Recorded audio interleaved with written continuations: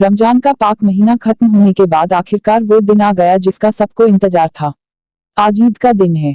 इस मनोहर और सुंदर दिन की बधाई पूरे गांव में किसी शहनाई की तरह गूंज रही है। चारों तरफ हरियाली ही हरियाली नजर आ रही है। खेतों में अलग ही रौनक नजर आ रही है।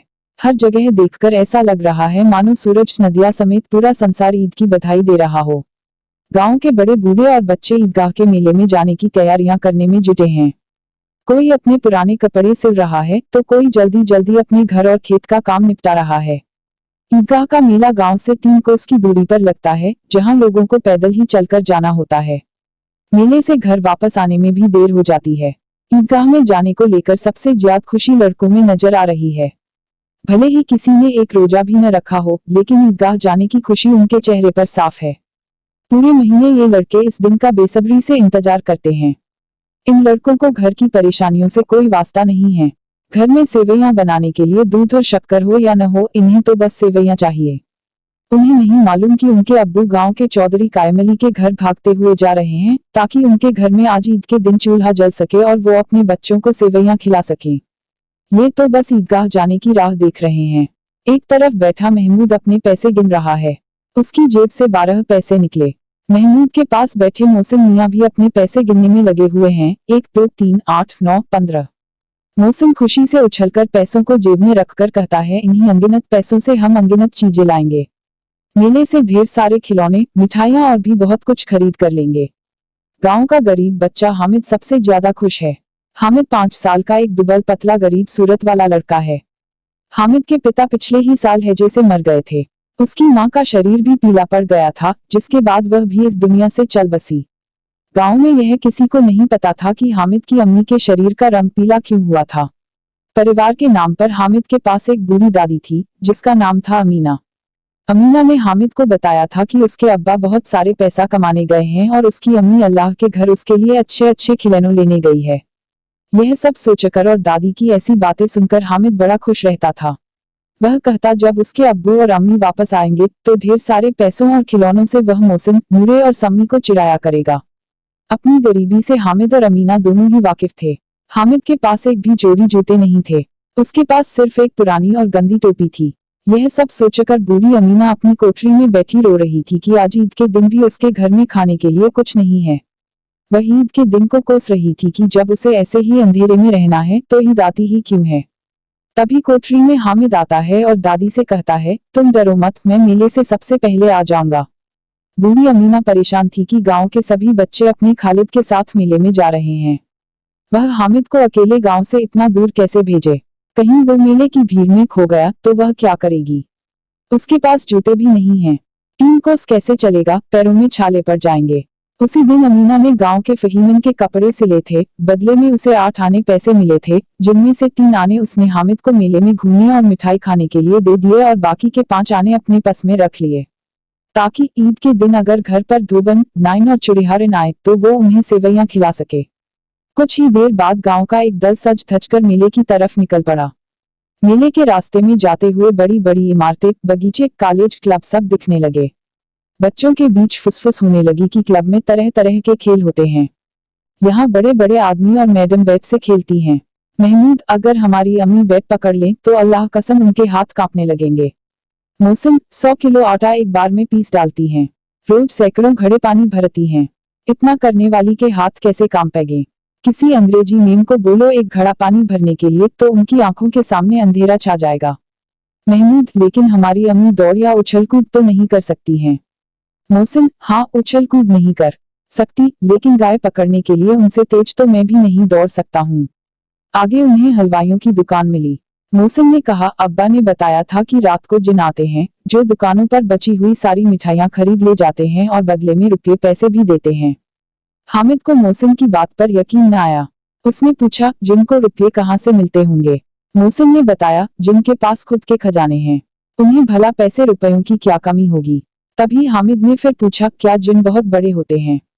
मोहसिन, हाँ, उनका सिर आसमान के जितना ऊंचा होता है, लेकिन अगर वो चाहे तो एक लोटे में भी घुसकर बैठ सकते हैं। हामिद, तो क्या जिन को खुश करने के लिए लोग कोई मंत्र फूंकते हैं। मुझे भी पता चले तो मैं भी एक जिन को खुश कर लूंगा। मोहसिन, मुझे यह तो नहीं पता, लेकिन सुना है चौधरी के पास कई जिन हैं। उसके जिन तो चोरों और चोरी हुई चीजों का भी नाम बता देते हैं। एक दिन जुमराती का बछवा खो गया था। 3 दिन बाद भी जब नहीं मिला तो वे चौधरी के पास गए। चौधरी ने फट से बता दिया कि उसका बछवा मवेशी खाने में है। थोड़ा आगे चलने पर पुलिस लाइन पहुंच गई। एक बच्चे ने कहा, यहाँ सब पुलिस वाले रहते हैं जो रात रात भर घूमकर घरों में चोरियां होने से रोकते हैं। यह बात सुनकर मोहसिन बोला, गलत कह रहे हो तुम। शहर के सारे चोर डाकू इन पुलिस वालों से मिले होते हैं। चोरों से कहकर ये दूसरे मोहल्ले में चोरी करवाते हैं और खुद किसी दूसरे मोहल्ले में पहरा देते हैं। मेरे मामा खुद एक पुलिस वाले हैं। महीने में उनको 20 रुपए तनख्वाह मिलती है, लेकिन घर पर वो 50 रुपए देते हैं। मैंने उनसे पूछा भी था कि इतने रुपये कहाँ से आते हैं, तो उन्होंने कहा कि अल्लाह देते हैं। वो चाहें तो एक दिन में लाखों भी कमा सकते हैं, लेकिन फिर बदनामी न हो इसलिए इतना ही लेते हैं। इतने में हामिद बोला, अगर ये लोग खुद चोरी करवाते हैं तो फिर इन्हें कोई पकड़ता क्यों नहीं है? मोहसिन, अरे इन्हें कौन पकड़ सकता है, क्योंकि पकड़ने का काम तो इनका खुद ही है, लेकिन अल्लाह भी इन्हें सजा देने में पीछे नहीं रहता है। मेरे मामा के घर में कुछ ही दिनों में आग लग गई। उनका सारा पैसा व सामान जलकर खाक हो गया। हामिद, क्या 150 से ज्यादा होते हैं? मोहसिन, 50 तो एक थैली जितना होता है, जबकि 100 तो 2 थैलियों से भी ज्यादा होता है। अब आगे उन्हें ईदगाह जा रहे लोगों की दूसरी टोलियां मिलने लगी। थोड़ी देर में ईदगाह भी नजर आ गई, जहां पहुंचकर सबने एक इमली के पेड़ के नीचे नमाज पढ़ी। नमाज पढ़ने के बाद सबसे पहले लोग मिठाई और खिलौनों की दुकानों पर पहुंचे। हामिद को छोड़कर महमूद, मोहसिन, नूरे और सम्मी सभी एक एक पैसा देकर घोड़ों और ऊंटों पर बैठकर सवारी का आनंद लेने लगे। इसके बाद सभी खिलौने की दुकान पर गए। महमूद ने 2 पैसे का सिपाही खरीदा, जिसने खाकी वर्दी और लाल पगड़ी पहनी थी। उसके कंधे पर बंदूक भी थी। मोहसिन ने भी 2 पैसे में पानी पिलाने वाली भिश्ती खरीदा। उसकी कमर झुकी हुई थी और उसके ऊपर पानी भरने वाला मशक रखा हुआ था। नूरे ने भी 2 पैसे में वकील खरीदा, जिसने काले और सफेद रंग का कपड़ा पहना था। उसके कपड़े की एक तरफ जेब में घड़ी, सुनहरी जंजीर और एक हाथ में कानून का पोथा था। वहीं हामिद सोच रहा था कि अगर ये खिलौने एक बार नीचे गिर जाए तो सब बर्बाद हो जाएगा।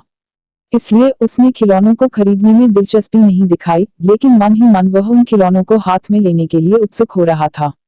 मोहसिन, मेरा भिश्ती हर रोज पानी पिलाएगा मुझे।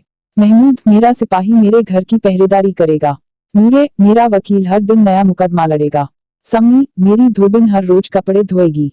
आगे बढ़ी तो मिठाइयां दिखी। यहाँ भी हामिद को छोड़कर किसी ने रेवड़ी खाई तो किसी ने गुलाब जामुन और किसी ने हलवा। हामिद बस ललचाए आंखों से सबको घूर रहा था। मोहसिन ने चिढ़ाते हुए कहा, हामिद रेवड़ी खा लो, इसकी खुशबू बहुत अच्छी है। हामिद मोहसिन के पास जाता है और उसके सामने अपना हाथ फैलाता है। मोहसिन ने एक रेवड़ी निकाली और हामिद को दिखाते ही उसे खुद खा गया। यह देखकर महमूद, नूरे और सम्मी तालियां बजाकर हंसने लगे। तभी महमूद कहता है, हम तुम्हें गुलाब जामुन खिलाएंगे। मोहम्मद तो शरारती है। इस बार हामिद ने साफ साफ उन्हें मना कर दिया कि वो मिठाई नहीं खाएगा। मिठाइयों की दुकानों के बाद मेले में कुछ लोहे की चीजों की दुकानें थी, जहां पर तरह तरह के नकली गहने भी थे। लड़कों को इनमें कोई दिलचस्पी नहीं थी, तो वे मेले में आगे बढ़ गए और शरबत पीने लगे, लेकिन हामिद एक चिमटे की दुकान के सामने खड़ा हो गया। उसे याद आया कि रोटी बनाते समय उसकी दादी के हाथ जल जाते हैं। उसने सोचा कि अगर वह चिमटा खरीद लेगा तो दादी का हाथ नहीं जलेगा और वो उसे ढेर सारी दुआएं भी देगी। हामिद दुकानदार से चिमटे की कीमत पूछता है।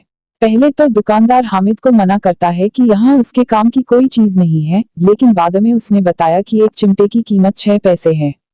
अगर उसे लेना है तो वह 5 पैसे लगा देगा। हामिद ने कहा, क्या 3 पैसे में दोगे यह चिमटा? हामिद को लग ही रहा था कि दुकानदार उसे डांटेगा, लेकिन दुकानदार ने डांटने की जगह हामिद को 3 पैसे में चिमटा बेच दिया।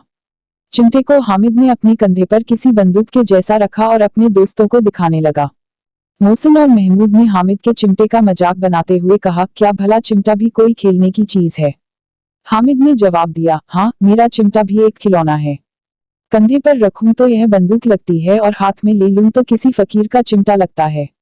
मैं इस चिमटे से मजीरे का काम भी कर सकता हूँ। अगर एक भी चिमटा तुम्हारे खिलौनों को लगा तो इनका यही दम निकल जाएगा। सम्मी ने बजाने वाली खंजरी खरीदी थी। वह हामिद के चिमटे से काफी प्रभावित हुआ। उसे हामिद से अपनी अंजरी के बदले चिमटा बदलने के लिए कहा, लेकिन हामिद ने उसे मना कर दिया। हामिद के बहादुर चिमटे से उसके सभी दोस्त प्रभावित हुए, लेकिन अब किसी के पास पैसे नहीं बचे थे और वे मेले से दूर भी निकल आए थे। मेले से वापस घर आते समय बच्चों के 2 दल बन गए थे। एक दल में मोहसिन, महमूद, समी और नूरे, तो दूसरे दल में अकेला हामिद। इनके बीच अपने अपने खिलौनों को लेकर बहस होने लगी। तभी मोहसिन ने कहा, हामिद का चिमटा पानी नहीं भर सकता है। यह सुनते ही हामिद ने अपने चिमटे को सीधा खड़ा किया और कहा, मेरा चिमटा भिश्ती को एक बार डांटे तो वह दौड़ा हुआ उसके लिए पानी लाकर देगा। ऐसे एक एक करके जब सबके खिलौने हामिद के चिमटे से हार गए तो मोहसिन ने फिर से कहा, तुम्हारे चिमटे का मुंह हर रोज आग से जलेगा। इस बात को सुनते ही हामिद ने कहा, आग में तो बहादुर ही कूदते हैं। तुम लोगों के खिलौने पूरे दिन घर में रहेंगे और मेरा बहादुर चिमटा हर दिन आग में कूदेगा। ऐसे ही उनकी बहस थोड़ी और भी आगे बढ़ी, लेकिन अंत में हामिद और उसका बहादुर चिमटा जीत गया। बाकियों ने भी सोचा कि उनके खिलौने कुछ दिनों में टूट जाएंगे, लेकिन हामिद का चिमटा सालों साल नया बना रहेगा। कुछ देर तक चली उनकी आपसी बहस के बाद आखिर सभी के बीच सुलह हो गई। सुलह के नाम पर सभी बच्चे एक एक करके हामिद का चिमटा अपने हाथों में पकड़ते और हामिद भी एक एक करके उनके खिलौनों को देखता। हामिद ने सारे खिलौने देखने के बाद कहा, मैं तुम लोगों को बस चिढ़ा रहा था। भला कोई चिमटा कैसे किसी खिलौने की बराबरी कर सकता है। ये खिलौने बड़े सुंदर हैं, ऐसा लगता है कि बस अभी के अभी ये सारे बात करने लगेंगे। हामिद की बात सुनकर मोहसिन से कहा, लेकिन ये खिलौने देखने के बाद कोई हमें दुआ तो नहीं देगा। इतने में महमूद मियाँ बोल पड़े, दुआ छोड़े भाई, ये मिट्टी के खिलौने देखकर कहीं अम्मीजान हमें मारने न लगे। अपने दोस्तों की बातें सुनकर हामिद मन ही मन में काफी खुश हो रहा था। उसे यकीन था कि उसका चिमटा देखकर उसकी दादी बहुत खुश होगी और उसे दुआएं देगी। थोड़ा आगे जाने पर महमूद को भूख लगी तो उसने खाने के लिए अपने अब्बा से केले लिए। इस बार उसने हामिद को भी केला खाने के लिए दिया। ये केला हामिद को उसके चिमटे की वजह से मिला था। दिन के 11 बजते बजते मेले का पूरा दल गांव वापस आ गया था। मोहसिन जैसे ही घर पहुंचा उसकी छोटी बहन ने उसके हाथ से भिश्ती को छीन लिया। तभी उसकी बहन के हाथ से भिश्ती जमीन गिरा और उसके टुकड़े टुकड़े हो गए। इसके बाद दोनों भाई बहन खूब लड़े। ऊपर से अम्मीजान ने भी दोनों को दो दो चांटे लगाए। दूसरी तरफ नूरे ने अपने वकील को घर में सजाने का नया इंतजाम किया। वकील जैसे लोग अब जमीन पर तो बैठ नहीं सकते थे, इसलिए नूरे ने दीवार में खूंटियां लगाई, फिर उस पर लकड़ी का पटरा रखा। पटरे पर कागज के पन्नों से कालीन बिछाया गया, फिर कहीं जाकर उसके ऊपर वकील साहब को बिठाया गया। वकील साहब को गर्मी न लगे, इसके लिए नूरे बांस के पंखे से हवा करने लगा, लेकिन हवा का झोंका लगते ही वकील साहब पटरे के सिंहासन से सीधा जमीन पर गिरे और वो भी मिट्टी में मिल गए। वहीं महमूद ने अपने सिपाही के लिए एक पालकी का इंतजाम किया, जिसे उसने फटे पुराने कपड़े और एक छोटी टोकरी से बनाया था। फिर उसमें सिपाही साहब को लिटाया गया। इसके बाद महमूद और उसके दोनों छोटे भाई टोकरी को सिर पर रखकर इधर उधर घूमने लगे।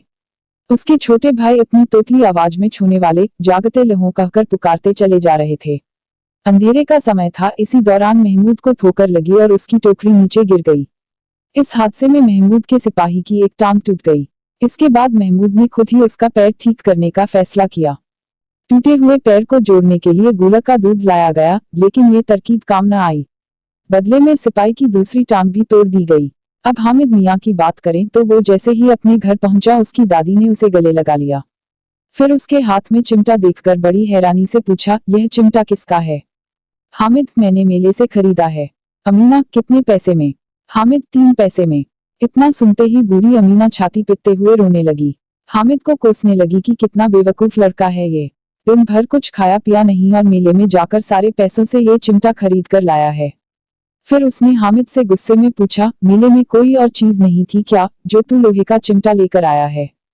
हामिद ने उदास मन से कहा, रोटियां बनाते हुए तुम्हारी उंगलियां जल जाती थी, इसलिए मैंने यह चिमटा खरीद लिया। हामिद की बात सुनकर बूढ़ी अमीना एकदम से चुप हो गई। उसके पास छोटे नादान बच्चे को कहने के लिए कोई शब्द नहीं थे। वो बस हामिद के त्याग और प्यार की भावना देखकर हैरान थी। मन ही मन सोच रही थी कि मेले में न जाने कितने खिलौने रहे होंगे, 1000 रंग बिरंगी मिठाइयां होंगी, फिर भी इस बच्चे ने अपने बारे में न सोचकर अपनी बूढ़ी दादी का ख्याल किया। वो अब बस अपना दामन फैलाकर रो रही थी और हामिद के लिए दुआएं दिए जा रही थी। हामिद बस बूढ़ी दादी के आंखों से गिरते आंसुओं को देखे जा रहा था।